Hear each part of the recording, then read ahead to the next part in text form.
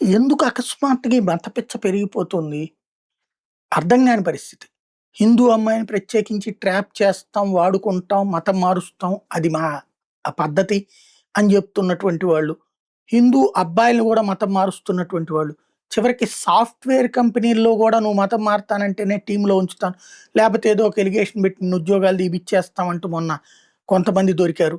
అట్లాగే ఇప్పుడు నాసిక్‌లో జరిగినటువంటిది ఏంటి అంటే కార్పొరేట్ జిహాద్ అంటూ ఇప్పుడు నాసిక్ ఇష్యూ పెద్ద ఎత్తున చర్చ జరుగుతోంది. జూనియర్స్‌ని కన్వర్ట్ చేయమని జెప్పేసి మేనేజీరియల్ పోస్ట్‌లో ఉన్నటువంటి వాళ్ళు చేసినటువంటి ప్రయత్నం మీదన దేశమంతా చర్చ జరుగుతోంది. క్రమంగా ఎవరు రెచ్చగొట్టక్కర్లేదిక్కడ. ఏ బీజేపీ వాళ్ళో, ఏ హిందుత్వ సంఘాలు మాట్లాడట్లేదు.